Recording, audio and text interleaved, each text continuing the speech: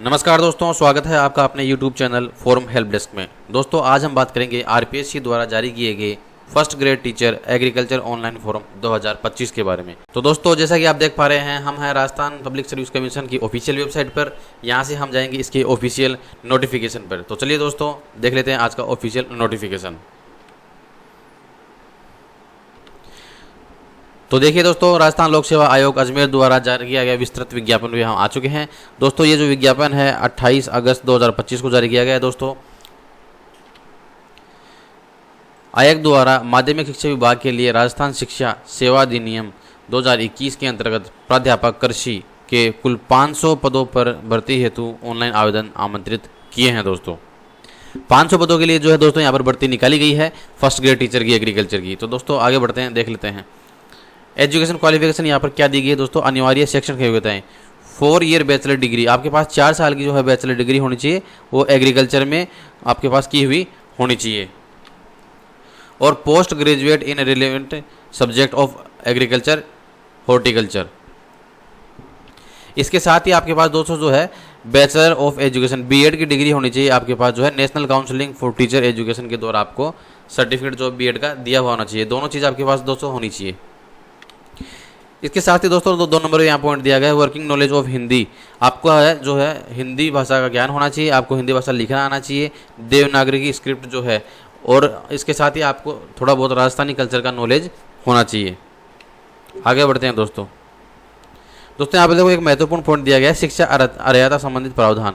दोस्तों कहने का मतलब यहाँ पर यह दिया गया है जो भी व्यक्ति अंतिम वर्ष की परीक्षा में शामिल हो रहा है, जैसे मान लो किसी व्यक्ति के पास किसी स्टूडेंट के पास जो है 4 साल की बैचलर डिग्री तो है, लेकिन वो बीएड का जो है अंतिम वर्ष की जो परीक्षा में सम्मिलित हुआ है, या फिर उसने एग्जाम दे दी है और फॉर्म भरने के टाइम पर उसका रिजल्ट नहीं आया है, तो ऐसे जो स्टूडेंट है, ऐसे जो विद्यार्थी हैं, वो भी फॉर्म अप्लाई कर सकते हैं दोस्तों, बशर्ते कि जब आपका सिलेक्शन हो जाता है उस समय सिलेक्शन के टाइम पे आपके पास आपका बीएड का डिग्री, आपके पास जो है आपका बैचलर डिग्री एग्रीकल्चर वाला, दोनों आपके हाथ में होने चाहिए डॉक्यूमेंट वेरिफिकेशन के टाइम पे। इससे पहले अगर आपका कोई एग्ज़ाम दिया हुआ है, रिजल्ट नहीं आया है, तो भी आप इस फॉर्म के लिए अप्लाई कर सकते हैं, एलिजिबल हैं दोस्तों। अब बात कर लेते हैं दोस्तों वेतन पेमेंट की। जो यहाँ पर सेलेक्ट हो जाते हैं उनको पे मैट्रिक्स लेवल 12 4800 ग्रेड पे के अकॉर्डिंग राज्य सरकार के द्वारा यहाँ पर पेमेंट दिया जाएगा दोस्तों। इसी में आगे पॉइंट दिया गया तो राज्य सरकार के नियमानुसार परिवीक्षक काल में नियत मासिक वेतन फिक्स पे जो है आपको दिया जाएगा। दोस्तों कहने का मतलब यहाँ पर ये है कि अगर आप जैसे सिलेक्ट हो जाते हैं तो 2 साल तक आपको जो है एक फिक्स पेमेंट दिया जाएगा। आपके बेसिक का जो है 70% लगभग इसमें देते हैं। किसी भी प्रकार के भत्ते डीए टीए के लिए आप एलिजिबल नहीं होंगे। वो जितना 2 साल के लिए आपको 70% बेसिक का डिसाइड किया है उतना ही मिलेगा। आफ्टर प्रोबेशन आपका जो परिवीक्षक काल समाप्त हो जाता है, कंप्लीट हो जाता है, उसके बाद आपको पूरा अपना बेसिक और अपना जो है पूरे डीए टीए भत्ते वगैरह हैं सब कुछ मिलेंगे दोस्तों। अब बात कर लेते हैं दोस्तों आयु सीमा की। एज में क्या क्या आपने को यहाँ दिया गया है। आपकी जो आयु की गणना है दोस्तों वो 1/1/2026 के अनुसार आपको गिना जाएगा। 1/1/2026 को आपको न्यूनतम 21 वर्ष एवं अधिकतम 40 वर्ष कम से कम आपकी होनी चाहिए। 21 से 40 वर्ष के जो विद्यार्थी हैं और जिनके पास जो है एग्रीकल्चर की डिग्री है, बीएड की डिग्री है, वो इस फॉर्म के लिए एलिजिबल हैं। इसके बाद जो है एज में रिलैक्सेशन, एज में छूट कितना दिया गया है दोस्तों, उसके बारे में भी अपन बात कर लेते हैं।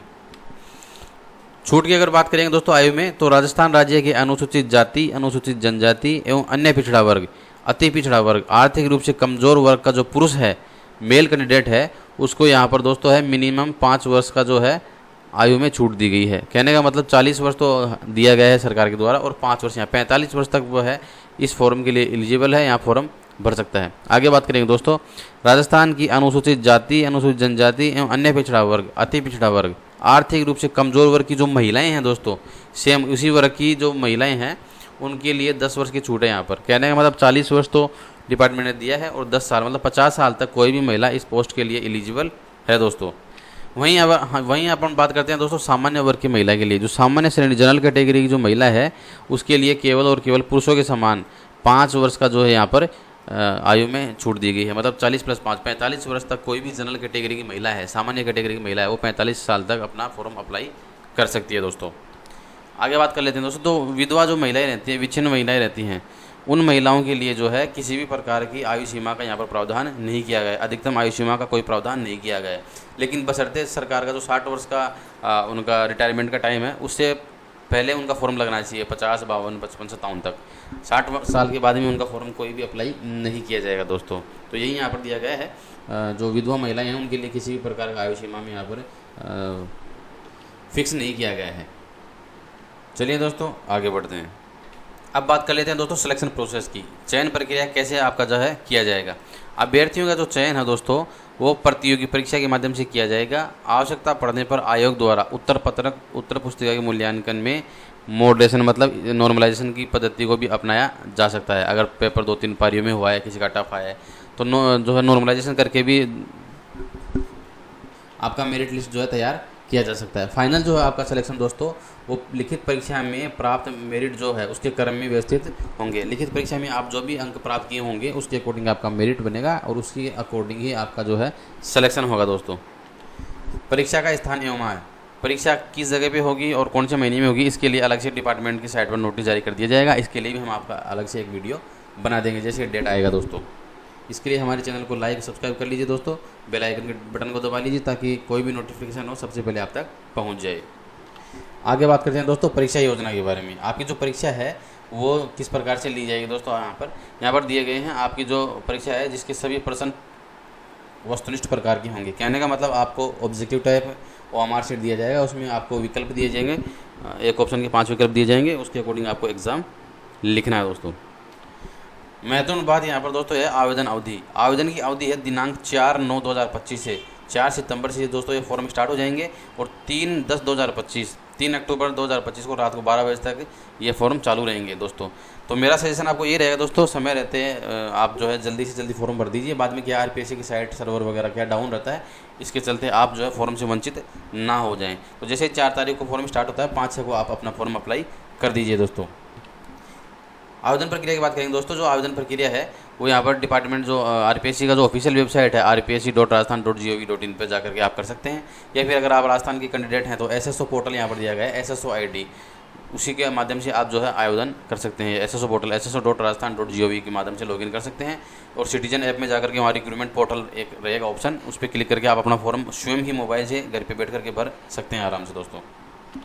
एक महत्वपूर्ण बात दोस्तों यहाँ पर ये दिया गया है, अगर किसी भी विद्यार्थी का ऑनलाइन फॉर्म भरने में कोई गलती हो गई है तो उसके सुधार के लिए डिपार्टमेंट आपको एक मौका देगा, लेकिन इसके लिए आपको 500 रुपये का निर्धारित शुल्क आपको देना पड़ेगा दोस्तों। यहाँ पर ये दिया गया है 500 रुपये का ऑनलाइन भुगतान करके आवेदन पत्र में ऑनलाइन संशोधन आप कर सकते हैं दोस्तों।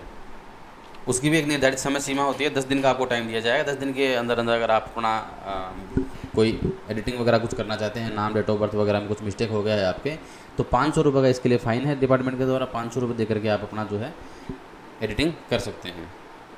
फीस की यहाँ पर बात कर लेते हैं दोस्तों। जो सामान्य कैटेगरी का विद्यार्थी है, सामान्य अनारक्षित पिछड़ा वर्ग के क्रीमिलियर अति पिछड़ा वर्ग के क्रीमिलियर अभ्यर्थी के लिए यहाँ पर दोस्तों 600 रुपये यहाँ पर डिसाइड किए गए हैं। 600 रुपये। आरक्षित वर्ग अनुसूचित जाति अनुसूचित जनजाति पिछड़ा वर्ग नॉन क्रीमिलियर अति पिछड़ा वर्ग नॉन क्रीमिलियर, इनके लिए दोस्तों यहाँ पर जो है फीस पेमेंट रखा गया है 400 रुपये। 400 रुपये का यहाँ इनको भुगतान करना पड़ेगा दोस्तों। आगे बात करते हैं दोस्तों दिव्यांग जो पर्सनल डिसेबिलिटी है, जो विकलांग आदमी हैं, उनके लिए ये भी यहाँ पर 400 रुपये का भुगतान यहाँ पर निर्धारित किया गया है। दूसरा यहाँ पर दोस्तों दिया गया है, अगर आप RPSC का कोई भी फॉर्म भरते हैं 1 साल में 2 बार, 1 अप्रैल मतलब वित्तीय वर्ष 1 अप्रैल 2025 से मान लो आपने फॉर्म भरा है और 31 मार्च 2026 तक आपने RPSC के द्वारा 4 फॉर्म निकले थे और चारों भर दिए हैं। उसमें से अगर आप किसी भी 2 एग्ज़ाम में मिस करते हैं, कोई भी 2 एग्ज़ाम, तो आपका जो है रजिस्ट्रेशन ID है SSO ID जो आधार से आपका लिंक है उसको ब्लॉक कर दिया जाएगा आगे आगामी भर्तियों के लिए। अगर उसको आपको अनब्लॉक करवाना है तो आपको 750 रुपये का फ़ाइन मार करके और उसके बाद जो आपको यहाँ पर चालू करके दिया जाएगा डिपार्टमेंट के द्वारा। देखो साफ साफ बोला, अभ्यर्थी द्वारा 750 रुपये का भुगतान करने के पश्चात ही एक बार ये पंजीकरण शुल्क OTR को पुनः चालू कर दिया जाएगा, अनब्लॉक किया जाएगा। देखिए दोस्तों, अगर आप फॉर्म भरते हैं तो एग्ज़ाम देने जरूर जाइए। अगर आपने कोई गलती से एक में एग्ज़ाम मिस हो गया तो कोई बात नहीं है, दूसरा वाला देने जाइए, नहीं तो RPSC क्या करेगा, आपका ID ब्लॉक कर देगा। उसको खुलवाने के लिए आपको कम से कम 750 रुपये का भुगतान करना पड़ेगा दोस्तों। एक और महत्वपूर्ण बात दोस्तों यहाँ पर हम कर लेते हैं सिलेबस की। पैटर्न जो है, एग्ज़ाम पैटर्न क्या रहेगा, कितने नंबर का रहेगा, कितने पेपर होने वाले हैं आपके दोस्तों, ये हम इसका विस्तार से एक एक्स्ट्रा वीडियो और बना देंगे, लेकिन यहाँ थोड़ा हम देख लेते हैं दोस्तों। यहाँ पर दिया गया है the examination cell carry out 450 marks, मतलब 450 मार्क्स, 450 मार्क्स के लिए आपका जो है एग्ज़ाम यहाँ कंडक्ट करवाया जाएगा दोस्तों। 450 मार्क्स का जो पेपर होगा उसमें 2 पेपर होंगे यहाँ पर। पेपर फर्स्ट होगा आपका, और जो पेपर फर्स्ट होगा वो 150 नंबर का होगा, और पेपर सेकंड जो होगा वो आपको 300 नंबर का होगा दोस्तों। दोनों ही पेपर जो है आपके मल्टीपल चॉइस टाइप क्वेश्चन उसमें रहेंगे दोस्तों। आपको ऑब्जेक्टिव टाइप पर्सन दिए जाएंगे यहाँ पर। अगर आपका कोई भी 1% गलत होता है तो फॉर एवरी रॉन्ग आंसर के लिए जो है आपको यहाँ पर दोस्तों नेगेटिव मार्किंग की भी बात की गई है। अगर आपका कोई भी 1% गलत होता है तो एवरी रॉन्ग आंसर 1/3 मार्क, मतलब आपका 1/3 नेगेटिव मार्किंग दिया गया है। आपका जो सही आंसर है उसका 1/3 हिस्सा जो आपका गलत आंसर के लिए काट लिया जाएगा दोस्तों। पेपर फर्स्ट जो आपका जनरल स्टडी का होगा और ड्यूरेशन उसका 1 घंटे 30 मिनट का रहेगा। 1 घंटे 30 मिनट आपको उस पेपर के लिए दिए जाएंगे दोस्तों। दूसरा अपन बात करते हैं पेपर सेकंड की। पेपर सेकंड जो आपका सब्जेक्ट कॉन्सेंट पे रहेगा और उसके लिए 3 घंटे का आपको समय दिया जाएगा दोस्तों। तो चलिए दोस्तों, आज का नोटिफिकेशन यहाँ समाप्त हो जाता है। अगर आपको हमारा चैनल पसंद आया दोस्तों तो लाइक शेयर सब्सक्राइब कर दीजिए, ताकि आपको लेटेस्ट नोटिफिकेशन के बारे में जानकारी जल्द ही मिल जाए। थैंक यू दोस्तों, जय हिंद।